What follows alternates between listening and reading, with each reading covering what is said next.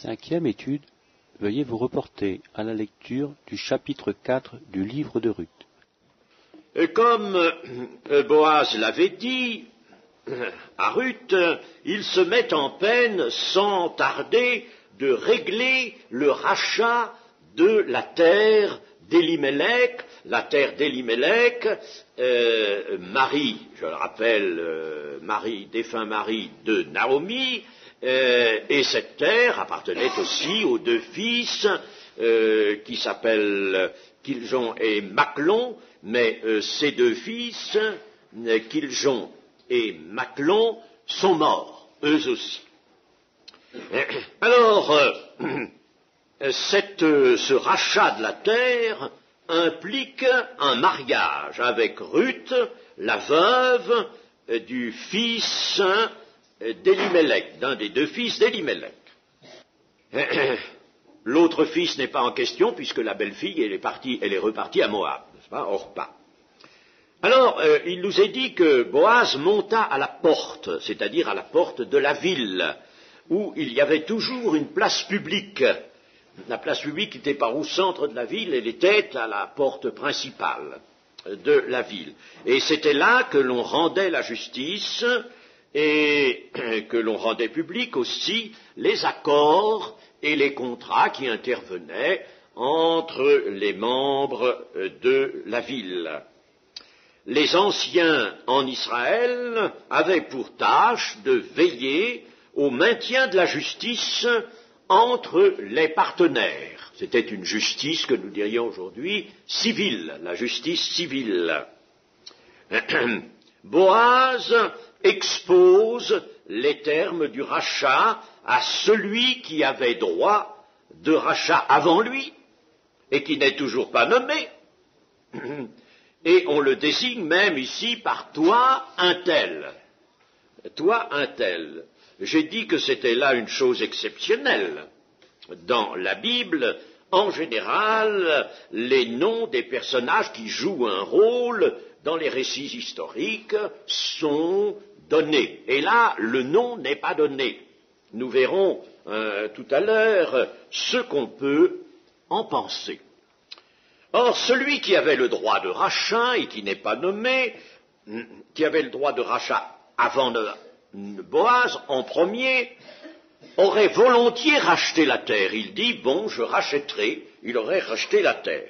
Mais il ne peut pas épouser Ruth, la Moabite, femme du défunt Machlon, et la raison qui nous est donnée au verset 6, je ne puis pas racheter pour mon compte, crainte de détruire mon héritage. Prends pour toi mon droit de rachat, car je ne puis pas racheter. Crainte de détruire mon héritage. Il n'y a pas de précision sur cette crainte, mais on peut penser que, se devant à une postérité qu'il a déjà, à la postérité qu'il a, il ne peut abandonner cette postérité pour engendrer une postérité à Ruth, femme de Machlon, et belle-fille d'Elimelech. En somme, aller se transporter dans cette famille pour donner une descendance qui fait défaut à la famille d'Elimelech, mais cela par un mariage, et alors il abandonnerait, si vous voulez, sa propre famille déjà, sa propre postérité. Alors donc, il déclare qu'il ne peut pas se consacrer à relever le nom d'Elimelech et préfère laisser ce soin à Boaz, puisque Boaz, lui, est dans les dispositions nécessaires pour racheter et en même temps épouser la veuve. Boaz, sans perdre de temps, va proclamer tout de suite sa décision d'acquérir la terre d'Elimelech et d'épouser Ruth, la belle-fille de Naomi. Les anciens prononcent une bénédiction, car ils ont conscience, chose qu'il faut remarquer, que le mariage de Ruth et de Boaz revêt une importance exceptionnelle dans la construction de la maison d'Israël. Ils ont conscience de cela, versets 11 et 12. Nous en sommes témoins, disent-ils, que l'Éternel rende la femme qui entre dans ta maison semblable à Rachel et à Léa, qui toutes deux ont bâti la maison d'Israël. Ils voient que ce mariage va intervenir toujours dans la construction de la maison d'Israël. Manifeste ta force dans Ephrata et fais-toi un nom dans Bethléem. Nous sommes là dans cette généalogie qui se prépare et qui va aller à David et plus loin que David, à Jésus-Christ. Puisse la postérité que l'Éternel te donnera par cette jeune femme rendre ta maison semblable à la maison de Péretz. Il voit que c'est la continuation donc de la descendance qui a pris naissance avec Péretz. Péretz donc lui l'héritier de Juda, qui fut enfanté à Juda par Tamar.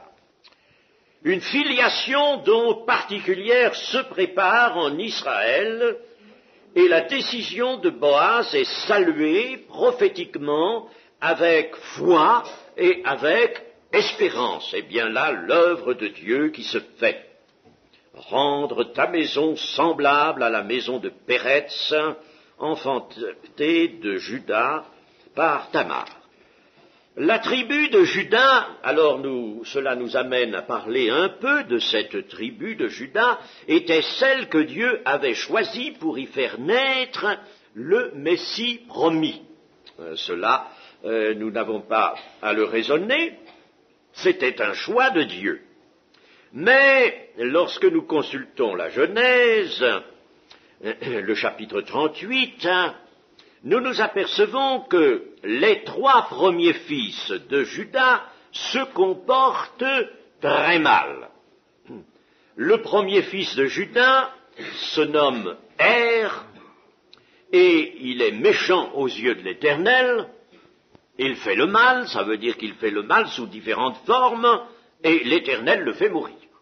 Bon, alors ce fils, il n'est plus en question, le fils aîné disparaît. Vient un second fils qui s'appelle Onan, lequel refuse de donner une postérité à Tamar. Selon la loi que nous avons déjà mentionnée, ce second fils aurait dû épouser Tamar, qui était la femme de Er, donc la veuve. Il aurait dû épouser la veuve de son frère défunt, mais il s'arrange pour ne pas avoir à lui donner de postérité, et par conséquent, cela déplaît à l'Éternel. Il se met en travers de la loi et du dessein de Dieu. L'Éternel le fait mourir, lui aussi. Alors Tamar est là toujours, cette belle fille, et c'est d'elle que doit sortir la postérité qui sera donnée à Juda, et il faut qu'il ait une postérité. Elle est donc là, elle devait être donnée au 3e fils de Juda, et qui se nomme Shéla. Mais Shéla, il faut attendre qu'il grandisse pour pouvoir épouser, prendre comme femme Tamar. Mais Juda, lui, il hésite. Il hésite. Et il y a là une déficience de son côté, déficience de foi, bien sûr. Il a déjà perdu 2 fils. Et même le récit de la Genèse nous dit qu'il a aussi perdu une fille. Il a perdu 2 fils, ses 2 premiers fils. Il a perdu une fille. Évidemment, c'est assez douloureux. Et alors il se dit, maintenant le 3e fils que j'ai, là, je préférerais le garder, le couver un peu, le donner à Tamar. Oui, ce serait la loi, bien sûr, il le sait, il l'a même déclaré, mais il hésite, il a peur, ce fils, il veut l'entourer, le garder à lui, il a peur peut-être, je ne sais pas, il y a peut-être quelque chose même de superstitieux. Il a peur, en le donnant à Tamar, que lui aussi vienne à mourir, n'est-ce pas? Alors Tamar, la veuve de Er, reste toujours sans enfant, et la postérité de Juda est compromise. Ah, vous savez, pourquoi les choses se passent-elles ainsi? Mais c'est que l'ennemi de Dieu est là. Et il connaît toutes choses, il surveille toutes choses, il voit bien ce qui se passe, il comprend ce qui se passe, il comprend très bien ce qui se passe. Il voit que Dieu a désigné cette tribu de Juda, et qu'il faut à cette tribu une postérité. Bien, il se met en travers. Le premier fils est méchant, le second se souille et s'arrange pour ne pas lui donner une postérité à Tamar. Bon, et puis voilà le troisième fils, mais c'est Juda, lui-même, qui ne veut pas, qui hésite. Hein. Vous voyez, le diable est là. Hein, il se dit, ça va, on ne va pas laisser les choses aller comme cela, et la postérité de Juda, eh bien, je vais l'empêcher de se constituer. Voilà, c'est l'ennemi qui fait ça, n'est-ce pas? Et qui trouve un concours dans les hommes, malheureusement, les hommes qui n'ont pas suffisamment de foi et qui ne savent pas lui résister. La postérité de Juda est donc compromise. Que va-t-elle faire? Eh bien, elle va faire une chose inouïe, une chose immorale, tout à fait immorale, qui était aussi immorale à ce moment-là que maintenant. Une chose tout à fait immorale. Elle va prendre l'extérieur d'une prostituée, elle va s'habiller comme s'habillaient peut-être les prostituées, je ne sais pas comment, mais enfin il y avait quelque chose, un accoutrement particulier, et puis elle voile son visage, elle est voilée. Les prostituées étaient voilées, elles aussi. Et elle s'arrange pour être sur le chemin que va emprunter précisément son beau-père. Elle est prévenue qu'il va passer par là, alors elle se tient sur le chemin. Juda arrive, il voit une prostituée.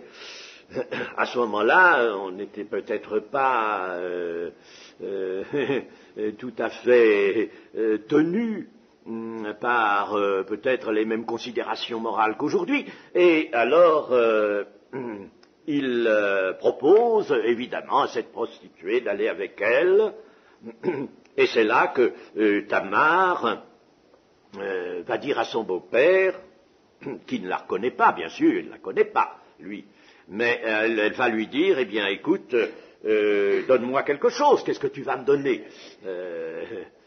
À une prostituée, on lui donne quelque chose. Eh bien, un chevreau, ben je te l'enverrai demain, je ne l'ai pas là sous la main, je l'enverrai, je te le ferai parvenir. Ah ben oui, mais il me faut un gage.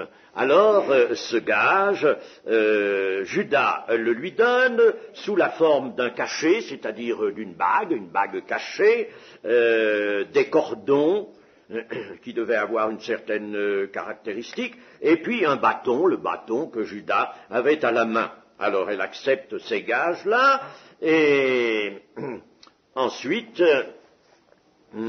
voilà, elle va avec Juda, et quelque temps après, elle devient enceinte.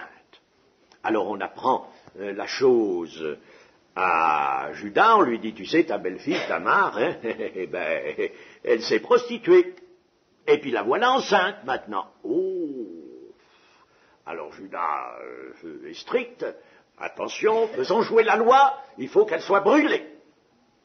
Il faut qu'elle soit brûlée. Bien. Et c'est à ce moment-là que Tamar, alors, va se servir des gages qu'elle a, parce que le chevreau, elle n'avait pas pu le recevoir, on ne l'avait plus retrouvé, puisqu'elle était, elle, une prostituée accidentelle dans le lieu où elle se tenait, et alors tout le monde lui dira, mais il n'y a pas de prostituée ici, il n'y en a pas, on n'a jamais vu de prostituée. Bon, alors elle se sert de ça, et Juda est obligé de reconnaître qu'en effet, la femme avec laquelle il est allé, eh bien, c'était tout simplement sa belle-fille Tamar. Chose terrible, horrible, n'est-ce pas, dira-t-on, sur le plan moral. Bon, mais Juda reconnaît son tort de n'avoir pas donné Tamar pour femme à son fils Shelah, et il dit, elle est moins coupable que moi. Elle est moins coupable que moi. Bien entendu, cette affaire, à nous paraît assez curieuse. Hein, comment la construction de cette descendance nécessaire, puisque c'est là qu'elle se situe, il faut qu'elle parte de Juda, alors cette descendance se construit à raison d'un fait comme celui-là, d'un fait hautement immoral, et alors Tamar, Dieu ne l'a pas punie d'avoir osé faire une telle chose. Il y a là vraiment une audace contre-morale qui est extraordinaire. Eh bien, Tamar a fait cela par une certaine foi, et une foi même qui était grande. Elle était, elle aussi, attachée à la loi. Et elle savait qu'il fallait une descendance, non pas à quelqu'un d'autre, mais à Juda. Et c'est un fils de Juda qu'elle veut, selon la loi, qu'on ne lui donne pas. Alors, elle se dit, eh bien, ce sera le beau-père lui-même. Ce sera le beau-père lui-même qui va être le père d'un enfant, d'un fils que j'aurai, et qui sera la continuation de la famille de Juda. Eh bien, c'est en raison d'un attachement à la loi, d'une foi. Et cette foi, évidemment, il ne faut pas que nous interprétions les choses, nous, maintenant, en disant, alors, par raison de foi, on va faire des choses immorales, n'est-ce pas, n'importe quoi. Non. Mais dans le cas particulier où ça s'est produit, Dieu a vu la foi de cette femme. Il est évident que Tamar n'est pas allée par vice vers son beau-père. Si elle avait voulu se prostituer vraiment, elle aurait certainement trouvé des jeunes hommes bien autres que Judas. Ce n'est pas par vice, ce n'est pas parce qu'elle voulait se prostituer, non, pas du tout. C'était pour assurer la descendance de Judas, car c'était la volonté de Dieu. Et Tamar entre, elle aussi, dans la généalogie de David et par conséquent dans celle de Jésus. La foi, une foi, elle a pris sur elle pour faire cela. Elle n'est pas allée par vice. Elle a pris sur elle. C'était quelque chose qui pouvait lui répugner hautement. Certainement même. C'est une chose qui lui répugnait. Elle l'a faite, cette chose. Évidemment, peut-être, certainement même, Dieu aurait avisé autrement. Mais cette femme, qu'est-ce que vous voulez, prise au dépourvu, elle attend. On ne lui donne pas le seul mari qu'elle doit avoir, selon la loi, c'est-à-dire le troisième fils de Judas. On ne le lui donne pas, elle le voit. Bon, eh bien, elle prend, elle, audacieusement, ses dispositions pour que la volonté de Dieu soit faite. Et alors, elle donne à Judas 2 fils, Péretz et Zérak, et comme nous le remarquions tout à l'heure, c'est Zérak qui aurait dû sortir le premier, c'était 2 jumeaux, sortir le premier, puisque la sage-femme avait mis un fil cramoisi, il avait déjà sorti une main, et la sage-femme avait mis un fil cramoisi pour le reconnaître. Il était donc le premier à naître. Et c'est pas lui qui sort, la main rentre, et puis c'est l'autre, Péretz, qui sort le premier en faisant une brèche. C'est lui qui sort le premier. Alors là encore, nous voyons assez curieusement, certes, la vérification des 2 temps. Vous voyez, ce n'est pas le premier qui est le bon, le premier c'est Zérak. Mais c'est le second qui sera la continuation de la généalogie qui se construit pour arriver à David. C'est Péretz donc que la descendance, par Péretz que la descendance de Juda arrive à David. Et voyez, les anciens et tout le monde en Israël connaissaient cela, et les anciens peuvent dire, puisse la postérité que l'Éternel te donnera par cette jeune femme rendre ta maison semblable à la maison de Péretz. Pourquoi la maison de Péretz, qui fut enfantée à Juda par Tamar, la maison de Péretz? Mais parce que la maison de Péretz, c'est elle qui va dans la bonne direction, et c'est elle qui construit le dessein de Dieu, cette sélection que Dieu opère à partir d'un point déterminé, ce point c'est Juda, cette sélection pour arriver à David et pour arriver à Jésus-Christ. Donc la sélection commence à Juda, se continue par Péretz. L'ennemi, comme je l'ai dit, s'est efforcé de troubler cette succession. Mais l'Éternel, lui, va introduire dans la succession qui construit la généalogie, cette succession de fils, va introduire des éléments nouveaux. Il va introduire des femmes et des hommes de foi. Il fait une véritable sélection, nous l'avons dit en commençant l'étude de ce livre, comme un habile horticulteur. On se sert de la procréation, Dieu s'est servi de la procréation, de l'enchaînement des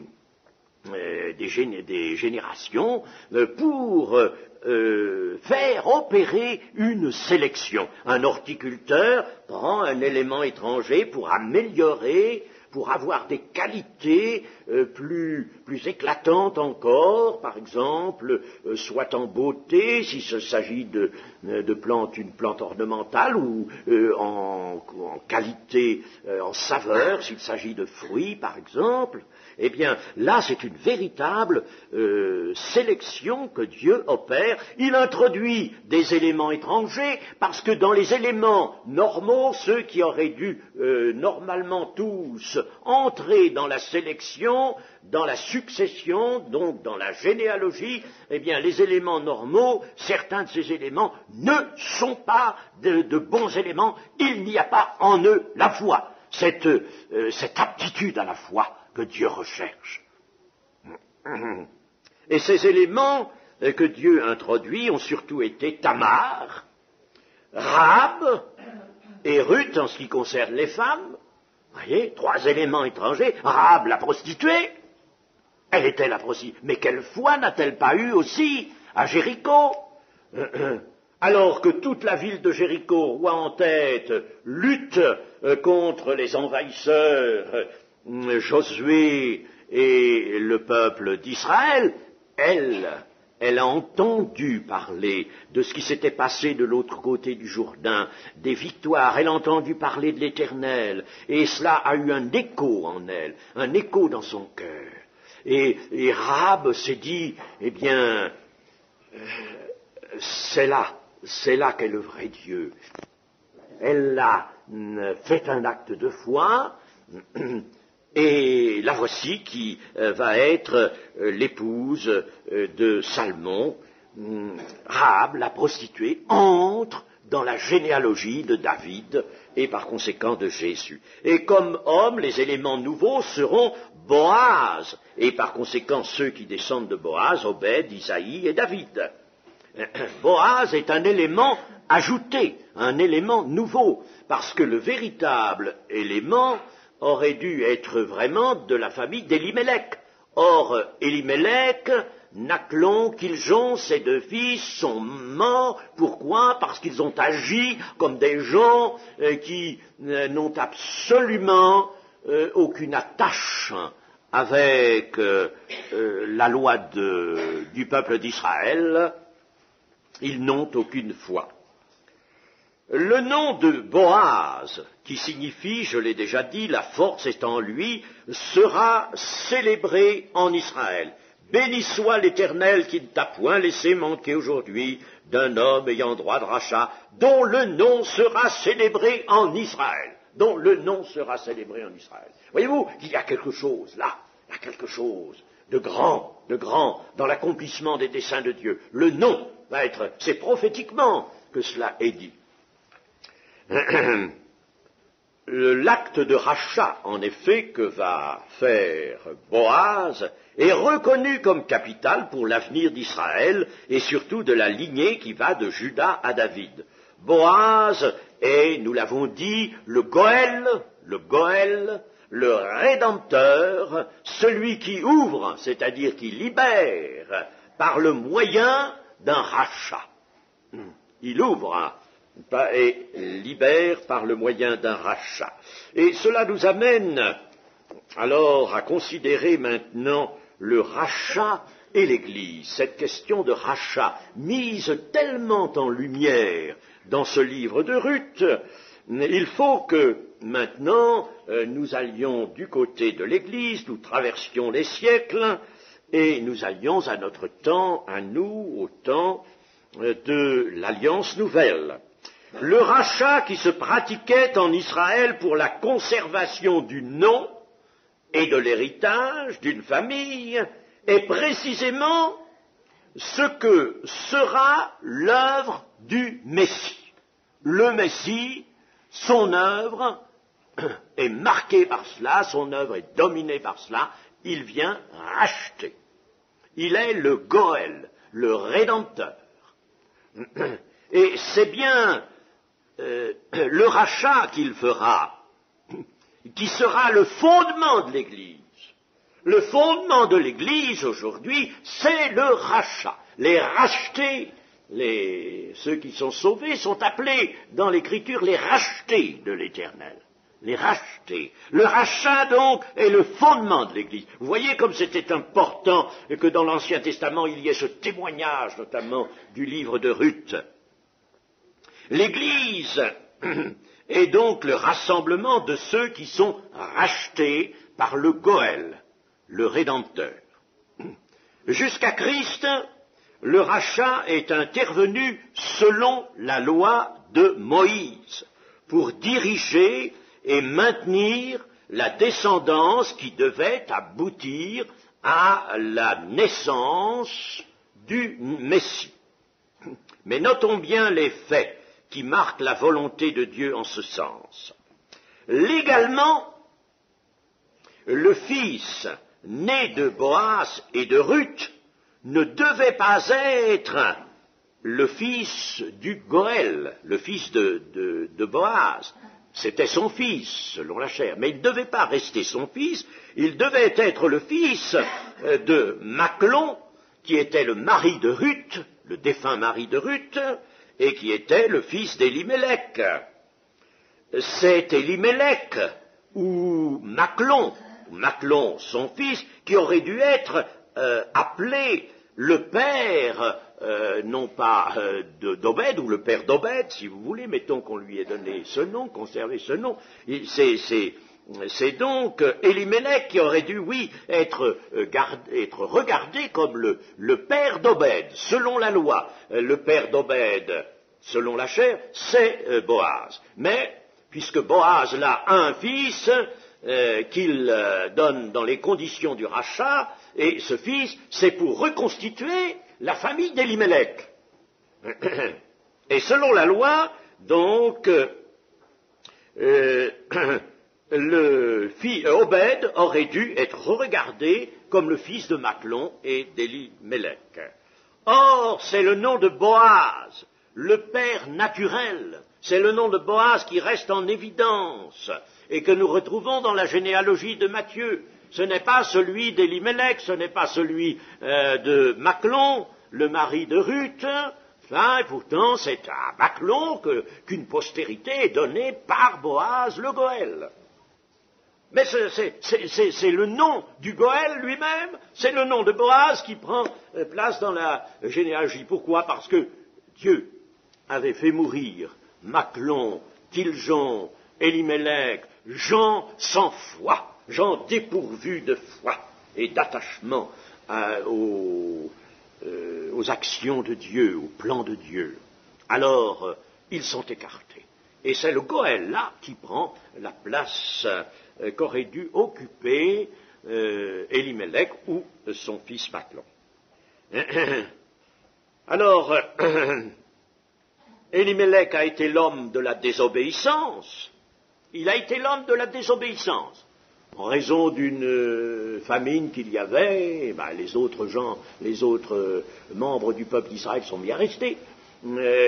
En raison de cette famine, il est parti avec sa femme Naomi dans le pays de Moab. Nous avons dit que cela, n'est-ce pas, était véritablement la manifestation, la preuve d'un manque total de confiance en Dieu. Alors, Elimelech a été l'homme de la désobéissance, tandis que Boaz est l'homme de l'obéissance. Une obéissance qui anticipe sur celle de Jésus et qui prépare sa venue en tant que fils de l'homme. Voyez-vous, Dieu a donc voulu que ces gens qui avaient pour pratique la désobéissance soient écartés et que celui qui avait en lui, au contraire, attaché aux fibres de son corps l'obéissance à la parole de Dieu, au dessein de Dieu, que ce soit lui qui entre dans la généalogie.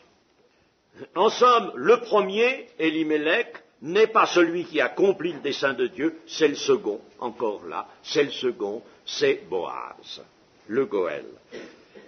Nous retrouvons cet antécédent qui est comme une règle. Le premier n'est pas le bon, le dernier ou le second, c'est celui-là qui est le bon. Le fils de Ruth, donc, par Boaz, se nomme Obed, et Obed signifie serviteur. Il porte un nom qui le destine bien à figurer dans la généalogie de Jésus, parce que Jésus lui-même sera le serviteur. Et Obed signifie cela, serviteur. Il sera le serviteur par excellence, il sera le parfait serviteur. Dans le prophète Ésaïe, Israël lui-même, le peuple tout entier, est regardé un peu comme serviteur. Mais Jésus aussi, dans Ésaïe 53, dans Matthieu 12, 18, Jésus est vu comme serviteur. Il a pris une forme d'ailleurs de serviteur. C'est d'Obed, le serviteur, donc, va naître le Christ, et dans Ésaïe, cela est vu prophétiquement. Ésaïe, qui vient naturellement bien plus tard. Alors, au chapitre 11 de son livre, et au verset 1er, nous lisons « Puis un rameau sortira du tronc d'Isaïe ». Le tronc d'Isaïe, c'est Isaïe le père de David, le tronc d'Isaïe, c'est précisément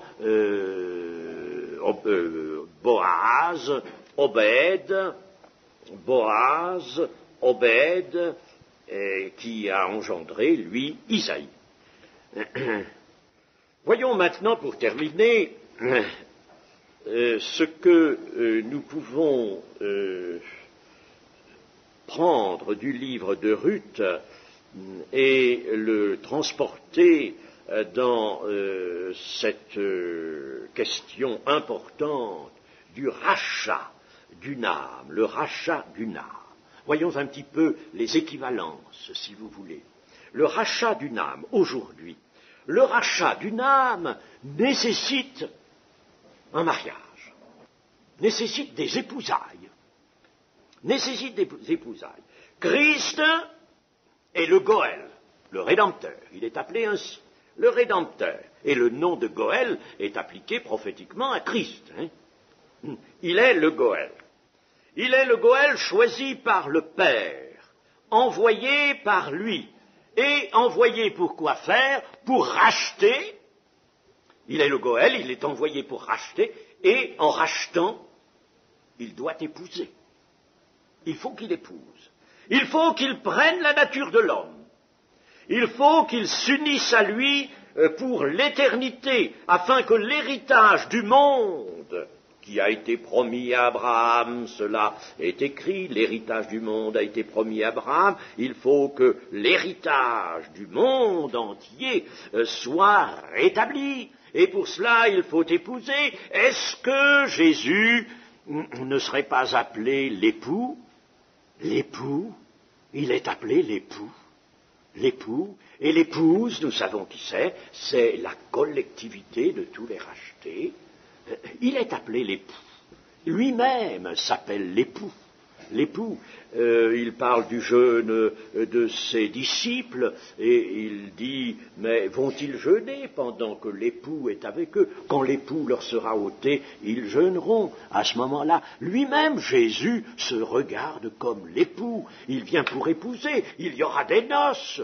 Pour l'instant, nous l'avons noté hier, les rachetés sont fiancés à Christ.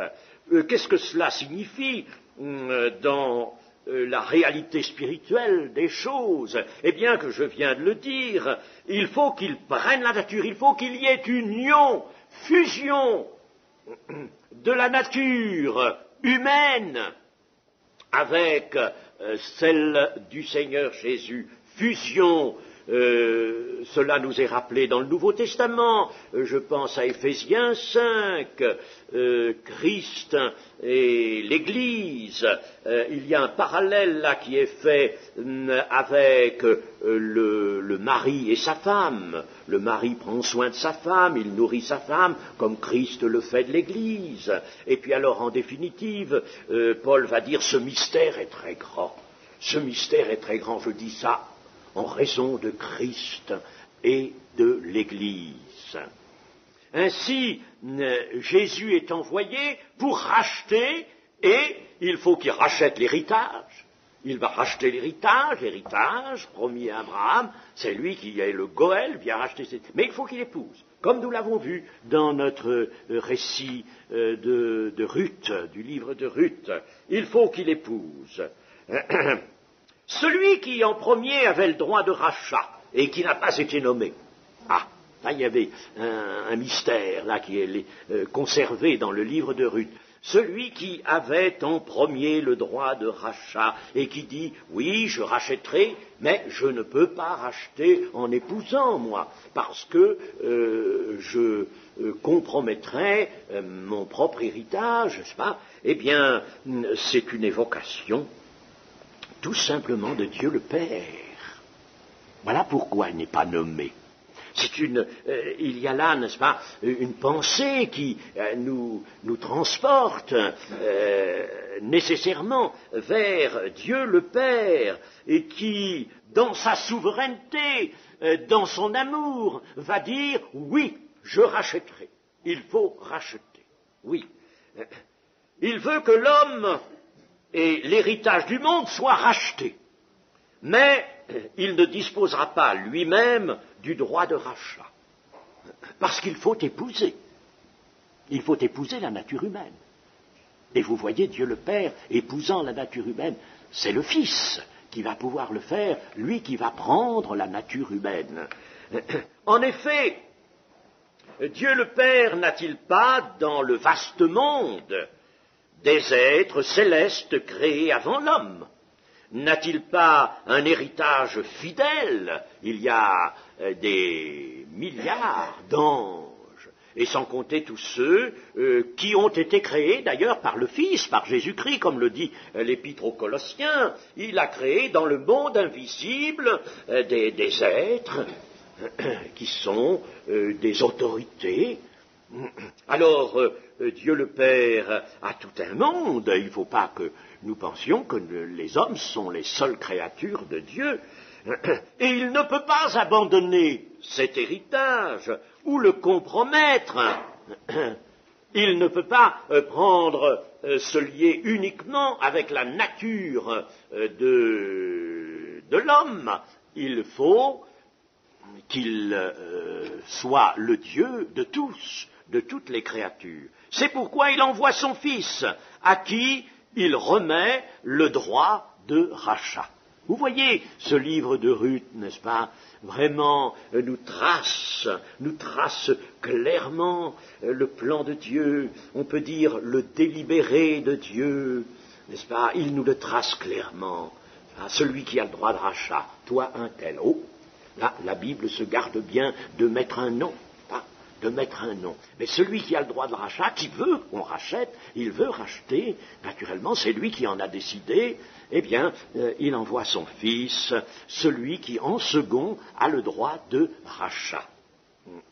Et pour terminer, nous pourrions alors lire dans 1 Corinthiens chapitre 6 et verset 20, 1 Corinthiens chapitre 6, verset 20, car vous avez été rachetés à un grand prix, glorifiez donc Dieu dans votre corps et dans votre esprit qui appartiennent à Dieu. Ensuite, dans la première épître de Pierre, au chapitre 1 et au verset 18, sachant que ce n'est pas par des choses périssables, par de l'argent ou de l'or, que vous avez été rachetés de la vaine manière de vivre que vous aviez hérité de vos pères, mais par le sang précieux de Christ, comme d'un agneau sans défaut et sans tache, prédestiné avant la fondation du monde et manifesté à la fin des temps. Et puis, si nous allons dans l'Apocalypse, alors dans l'Apocalypse, au chapitre 5 et au verset 9, nous lisons, tu es digne de prendre ce livre et d'en ouvrir les sceaux, car tu as été immolé et tu as racheté pour Dieu. Voyez-vous, tu as racheté pour Dieu. Voyez-vous, Christ a racheté, en somme, pour son Père, pour Dieu, lui aussi est Dieu naturellement, mais enfin, il est soumis au Père. Tu as racheté pour Dieu, par ton sang, des hommes de toute tribu, de toute langue, de tout peuple et de toute nation. Et l'Apocalypse nous montre que, alors bientôt, après l'enlèvement, il va y avoir dans les cieux, dans l'invisible, là, les noces de l'agneau. Et les noces de l'agneau, ça sera un événement considérable dont a parlé le Seigneur Jésus sous différentes formes. Il a dit, il y en a plusieurs qui viendront du nord, du sud, de l'est, de l'ouest, et qui seront à table avec Abraham, Isaac et Jacob. Chers amis, je ne sais pas si vous voulez être à table là, si vous avez vraiment envie, le grand désir, le puissant désir, de figurer à cette table. Être là, à ce banquet. Un jour, dans son journal Décision, Billy Graham, en couverture, avait montré une table magnifiquement servie et dressée. Il y avait une nappe, une verrerie, de la vaisselle. Il avait mis vraiment tout ce qu'on peut trouver d'artistique et de beau. Et puis, alors cette table était longue, elle allait très loin, et par un jeu de glace, elle se perdait dans l'infini. Voyez-vous? Et alors, il représentait ainsi le festin des noces de l'agneau. Mais moi, c'est comme ça que je me le représente. Je ne vais pas chercher midi à 14h, je ne vais pas chercher à traduire ça tout autrement. Un festin, il y aura un festin. Et à ce festin-là, Jésus confessera le nom de ses rachetés devant son Père. Un roi avait donné des noces pour son fils. Rappelez-vous cette parabole aussi. Il confessera le nom de ses rachetés. Votre nom nouveau, vous aurez un nom nouveau, votre nom nouveau, mon nom nouveau, seront confessés. Si nous sommes fidèles jusqu'au bout, si nous persévérons jusqu'à la fin, attention, toujours mettre cette réserve, nous persévérons, notre nom sera confessé ce jour-là devant Dieu. C'est là que nous comparaîtrons devant Dieu. Car nous ne pouvons comparaître que lorsque la rédemption aura été totale, c'est-à-dire aura également affecter notre corps, lorsque nous serons entièrement rendus semblables à Christ, par le pouvoir qu'a Christ de s'assujettir toutes choses, alors là, nous figurerons au festin des noces de l'agneau. Heureux celui qui aura place au festin des noces de l'agneau. Et chers amis, vous voyez comme la Bible, dans l'Ancien Testament, tout vraiment contient le message, contient tous les éléments de révélation, les structures même du dessein de Dieu. On voit comment s'est formé le dessein de Dieu. Dans les choses de la vie courante en Israël autrefois, mais maintenant les épousailles, eh bien il s'agit d'une union spirituelle. union spirituelle, mais c'est une véritable épousaille, car en effet, le Seigneur Jésus a dit, l'homme ira vers sa femme et ils deviendront une seule chair. Il rappelait ça de la Genèse, n'est-ce pas? Ils deviendront une seule chair. Et Jésus a ajouté, ils ne sont plus deux, ils sont une seule chair. Ils ne sont plus deux, ils sont une seule chair. C'est-à-dire qu'il y a union, et c'est pour cela que cette figure qui est plus qu'une figure, même ce thème des épousailles, a été retenu et qu'il figure dans la révélation des desseins de Dieu. Ils ne sont plus deux, ils sont un. Alors, chers amis, c'est merveilleux tout cela. Vous voyez, le livre de Dieu est véritablement le livre de la révélation des desseins et de l'amour du Seigneur. Amen.